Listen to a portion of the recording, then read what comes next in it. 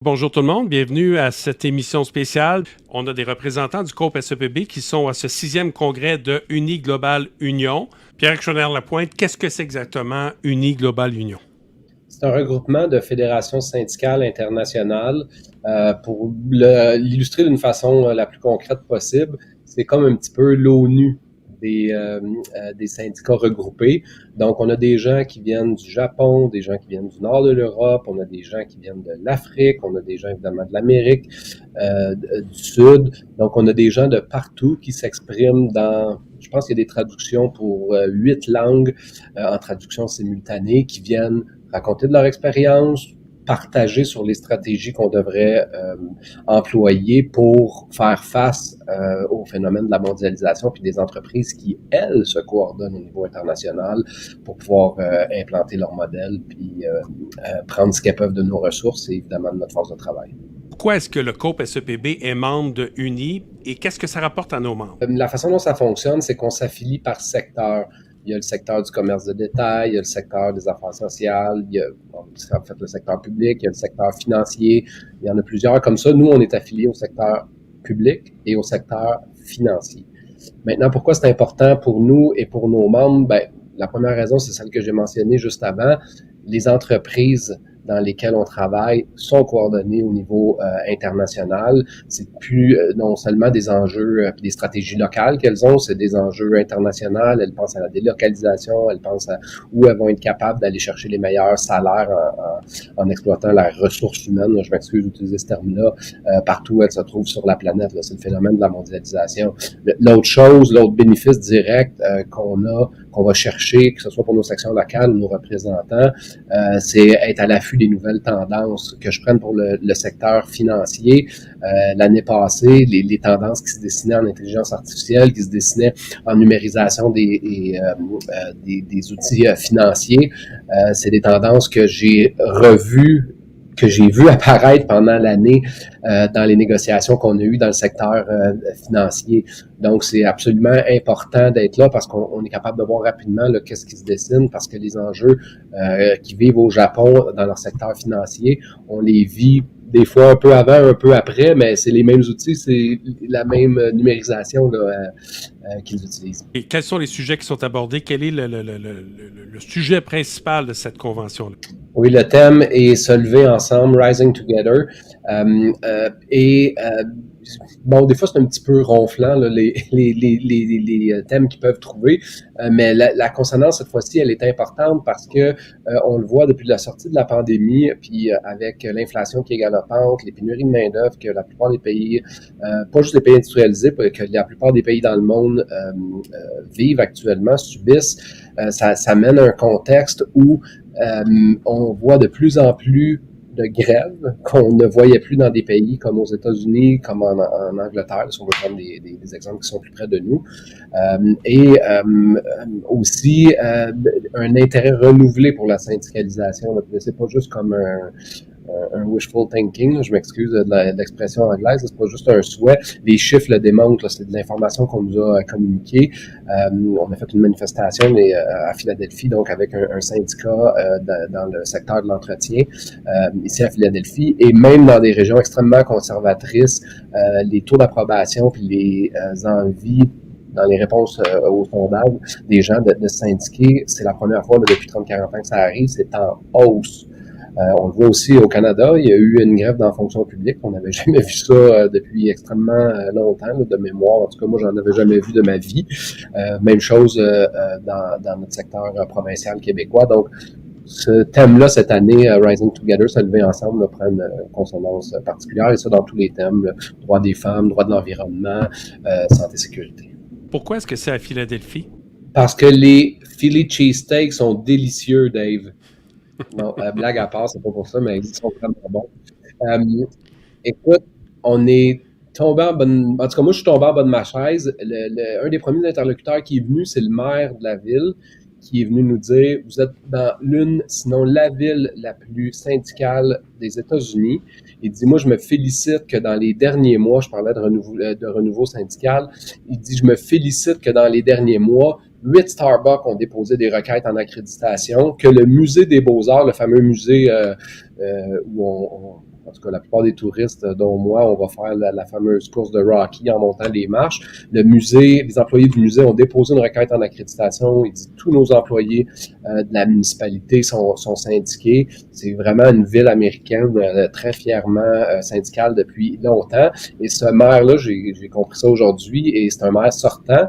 La mairesse qui vient d'être élue, si je pensais que lui était pro-travailleur, pro-syndicat, là, j'ai compris que c'était pas le cas. Là, celles qui viennent d'être élues, ceux qui pensent que Valérie Plante est à gauche, là, vous l'auriez dû l'entendre dans le discours qu'elle est venue livrer pour en soutien aux syndicats là, qui sont dans la conciergerie. Là. Ça a été 20 minutes non-stop à manger le micro et à dire à quel point c'était important de se battre pour les droits des travailleurs, des ménages qui en arrachent et pour la classe ouvrière. Donc, c'est une des raisons principales pourquoi ils ont décidé de faire ça à Philadelphie. Pierrick, dirais-tu que les enjeux qui sont importants pour Coop SEPB le sont aussi pour les syndicats des autres pays? Je donnerais 2 exemples là, pour répondre à ta question. Oui, on se retrouve beaucoup dans les thèmes qui sont abordés au Congrès et aussi les expériences des autres pays là, qui sont essentiellement mis en valeur là, tout le long du Congrès.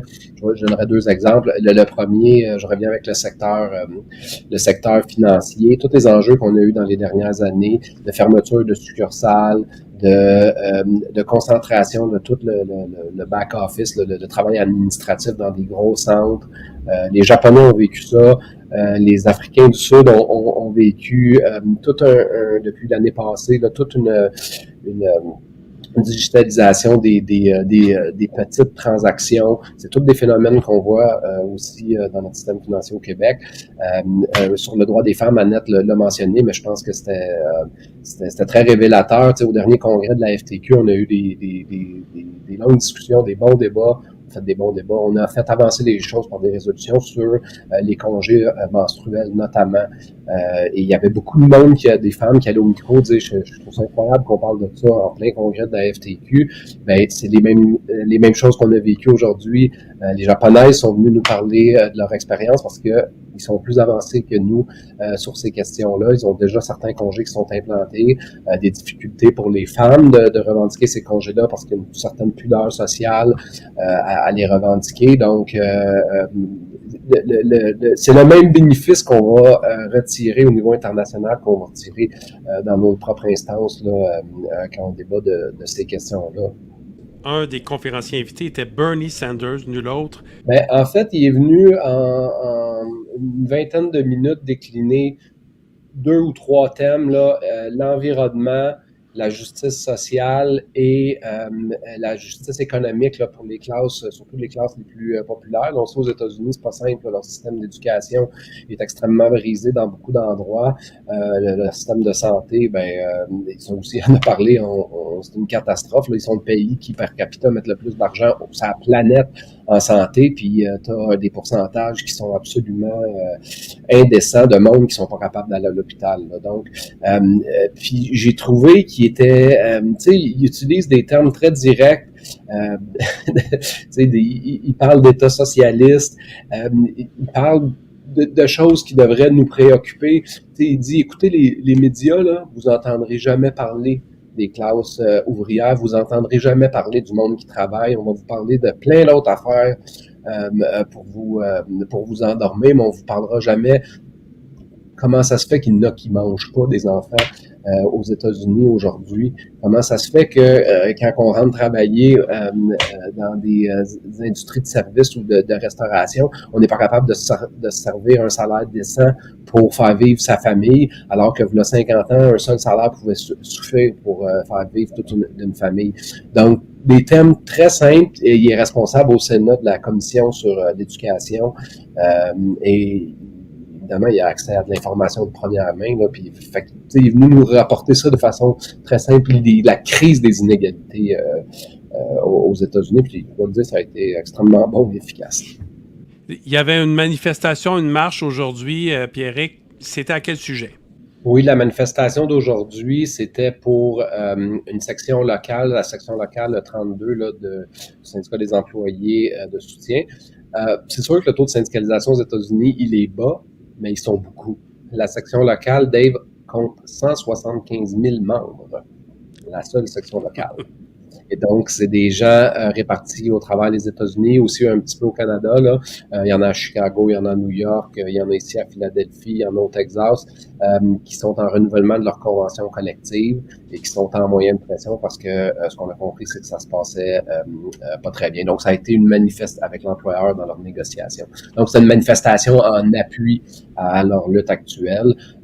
Puis je peux te dire qu'ils savent comment mettre de l'ambiance dans une manifestation. Là, on a eu au début, là, pour un peu chauffer la foule, un spectacle hip-hop qui était extraordinaire, qui était fait par des membres de ce syndicat-là. Il y avait une chanteuse qui avait une voix magnifique, accompagnée de deux backgrounds vocales qui sont venus ouvrir qui sont venus mettre un peu de chaleur dans la foule. Fait que c'était vraiment extraordinaire, une belle manifestation. Pierrick, il y a beaucoup de sujets, entre autres l'intelligence artificielle, l'inflation, la sécurité des femmes au travail, etc., qui ont eu cours tout au long de la semaine. Peux-tu nous en parler un peu? Je comprends que l'intelligence artificielle, ça se déroule là, au moment où on se parle, mais as-tu entendu quelques éléments qui pourraient peut-être rassurer nos membres? Oui, ben pour rassurer nos membres, je peux donner peut-être un exemple qui moi, m'a frappé beaucoup.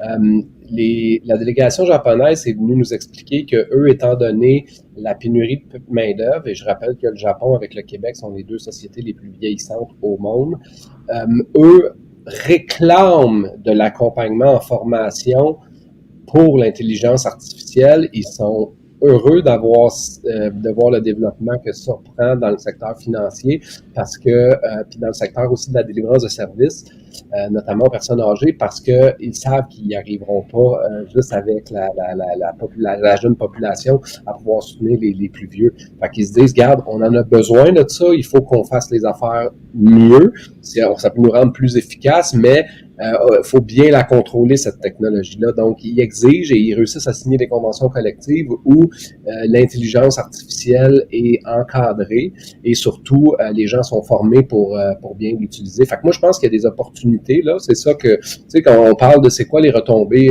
directes d'une convention comme celle-là, tu sais, c'est aussi avoir ces exemples-là qui nous permettent de dire, hey, il y a des opportunités à aller chercher là si on joue bien nos cartes. Même chose pour toute la question de l'inflation que tu as soulevée. L'inflation, ben déjà, la bonne nouvelle pour nos membres, c'est qu'ils sont syndiqués. Les chiffres sont clairs. Là. Les gens qui ont des emplois syndiqués, qui négocient leurs propres conditions de travail, ça, on voit aussi à la convention, c'est les mêmes données qu'on se partage, arrivent à avoir des bien meilleures protections contre l'inflation, et c'est aussi continuer de mener les batailles, parce que les marges de profit de certaines entreprises, là, il y en a qui profitent beaucoup de la situation actuellement, mais de beaucoup d'entreprises se rétrécissent. Donc, si on n'est pas prêt à mener les batailles puis à avoir des discussions serrées avec les employeurs, les marges de profit, ils vont venir se chercher dans nos poches. Et comme la présidente de UNI disait, de l'inflation, si on reste avec les mêmes pourcentages d'augmentation de salaire qu'on a, ce que ça veut dire, c'est essentiellement d'appauvrissement. Puis on ne peut pas accepter ça. Pierrick, est-ce que tu dirais qu'au terme de ce congrès-là, tu vas revenir ici au Québec avec des nouvelles idées ou à tout le moins peut-être une meilleure vue d'ensemble du monde du travail à l'échelle mondiale? C'est une évidence que la réponse est oui à ta question, Dave. Puis j'irais même plus loin, en fait, avec les employeurs, les bonnes stratégies, comment on est capable de gagner puis de faire des vraies avancées. C'est pas notre problème avec les employeurs, c'est pas ce qu'on sait, ce qu'on discute à la table, c'est ce qu'on sait pas. C'est ce qu'ils arrivent à faire sans qu'on le sache. Et ce serait une très grave erreur de ne pas faire ce que la plupart des grands employeurs font, c'est-à-dire de se coordonner puis d'avoir des stratégies efficaces à l'échelle internationale. Fait que c'est absolument essentiel de faire ce qu'on fait là. On devrait même le faire plus. Puis au niveau de ce qu'on peut rapporter, tu sais, je le disais tantôt, c'est des opportunités à aller chercher. Tu sais, la journée où on va commencer à avoir puis on commence à en avoir de plus en plus de problèmes avec les monnaies virtuelles, ben réclamons dans nos législations nationales qu'on crée des monnaies virtuelles contrôlées par la Banque par la Banque centrale. Ah, ben non, ça se fait pas, voyons donc. Ben oui, ils sont en train de le faire au Brésil. Lula est en train de le faire pour s'assurer que le marché soit pas pris par les Amazon de ce monde. Même chose, Amazon, c'est pas un secteur qui est indicable, c'est de la nouvelle économie. C'est pas vrai. En Allemagne, ils ont fait une grève, ça fait 10 ans, ils soulignent les 10 années de cette grève historique-là qui leur ont permis tranquillement d'aller vers une syndicalisation des entrepôts Amazon. Secteur financier, être syndiqué, ça marche pas vraiment. C'est pas des secteurs qui naturellement sont pas faits pour ça. C'est pas vrai. En Europe, la moitié, sinon 3/4 des employés des banques puis du secteur financier sont syndiqués, puis ils négocient des des ententes sectorielles pour le bénéfice de tout le monde. En Argentine, je veux dire, on peut se faire la leçon par d'autres aussi. Des fois, en Argentine, ils ont signé un accord global. On avait une présidente de banque qui est venue dire, écoutez, nous autres, là, avec les enjeux qu'on a de pénurie de main-d'œuvre actuellement, là, on veut s'assurer de donner les meilleures conditions possibles à nos employés. On signe un accord global au niveau de l'échelle du pays.